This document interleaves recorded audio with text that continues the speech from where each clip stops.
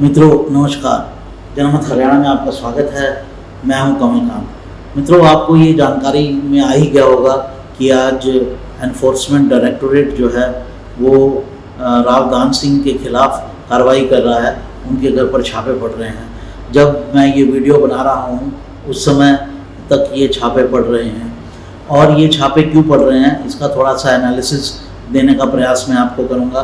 साथियों, राव दान सिंह जो हैं वो महेंद्रगढ़ से विधायक हैं और इस बार उन्होंने चुनाव लड़ा था भिवानी महेंद्रगढ़ सीट से, लेकिन वो हार गए।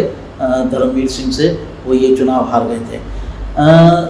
राव दान सिंह जो है वो भूपेंद्र सिंह हुड्डा के करीबी माने जाते हैं और राजनीतिक हलकों में ऐसी बातें कही जाती हैं, मैं कोई कंफर्म नहीं कर रहा हूँ, ना मैं आपको कोई इंडिपेंडेंट जानकारी दे रहा हूँ, लेकिन ऐसी बातें कही जाती हैं कि वो भूपेंद्र सिंह हुड्डा के फाइनेंसर भी हैं।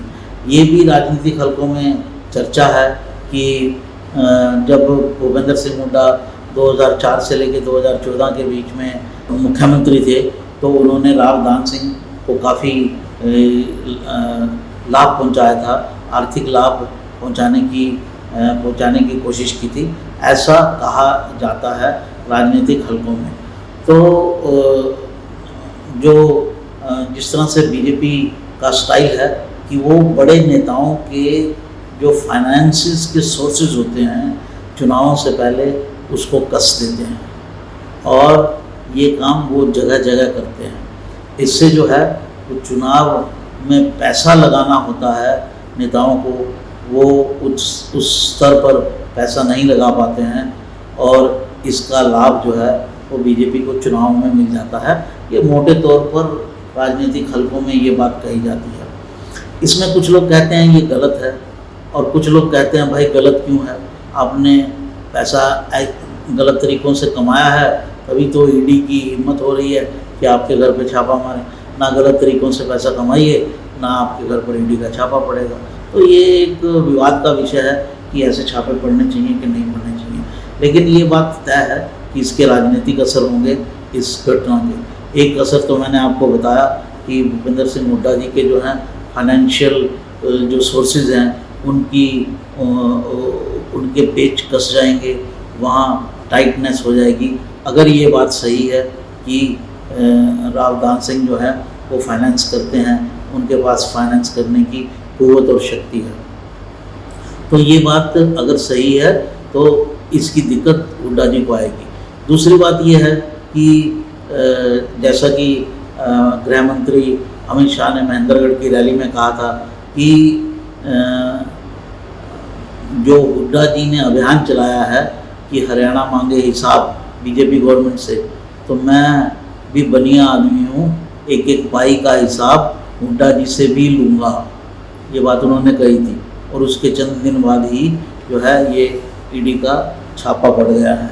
इसमें पॉलिटिकल जो इसके परिणाम होंगे वो ये होंगे कि बीजेपी जो है वो ये कहने में सक्षम होगी कि इनके राज में बहुत करप्शन था, इनके राज में कांग्रेस के राज में बहुत करप्शन था और उस करप्शन के ही पैसे अब निकल रहे हैं। और करप्शन को लेकर हुड्डा जी पर भी बीजेपी के आरोप हैं, कुछ मामले भी दर्ज हुए हैं, जैसे सोनिया गांधी के दामाद और प्रियंका गांधी के हस्बैंड पति जो हैं रॉबर्ट वाड्रा, उनको भी ज़मीन देने का, गलत तरीके से ज़मीन देने का, डीएलएफ के साथ डील में मदद करने का, कंपनीज बनाने का, कुछ इस तरह के मामले जो हैं वो हुड्डा साहब पर चल रहे हैं, वो केसेस भी चल रहे हैं। पिछले दिनों हुड्डा साहब ने एक अपील भी की थी कोर्ट में कि उनके खिलाफ जो कमीशन बनाया गया है वो गलत है। इसको पंजाब हरियाणा हाई कोर्ट ने खारिज कर दिया था और कहा था कि ये कमीशन जो है वो काम कर सकता है। तो मोटे तौर पर पॉलिटिकल एंड फाइनेंशियल दोनों तरह के इसमें इश्यूज़ हैं। जो पॉलिटिकल इश्यूज़ ये हैं कि एक बार फिर से कांग्रेस पर ये आरोप लगाया जाए कि ये पार्टी करप्शन में इंडल्ज रहती है और इससे अगर ये सत्ता में आई तो फिर आपको करप्शन झेलना होगा। जो हरियाणा की रिच बेल्ट है उसमें, जिसमें साउथ हरियाणा का हिस्सा आ जाता है, झज्जर का हिस्सा आ जाता है, रोहतक डिस्ट्रिक्ट का हिस्सा आ जाता है, बहादुरगढ़ आ जाता है, ये सारा दिल्ली से लगता इलाका है और यहाँ ज़मीन की कीमतें आनन फानन में बढ़ी हुई हैं। तो एक ये आरोप उन पर लगता है और एक जो हुड्डा जी पर पुराने करप्शन के आरोप लगे हुए हैं, वो कहीं ना कहीं उनकी यादाश्त, उनकी याद जो है उनको ताज़ा करने की कोशिश है।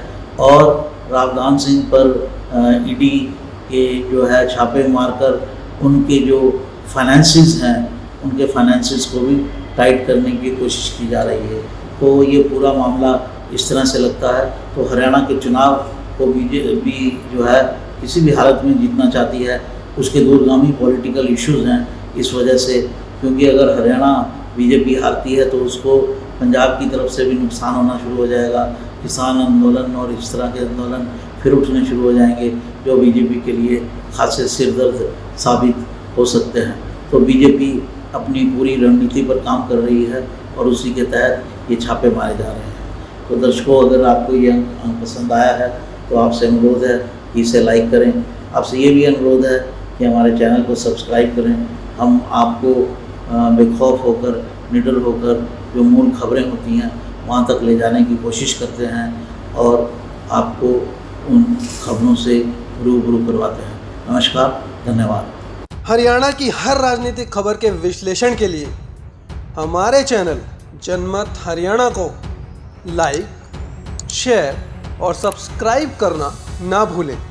साथ ही बेल आइकन को भी प्रेस कर लें ताकि हर वीडियो की अपडेट आप तक पहुंचती रहे।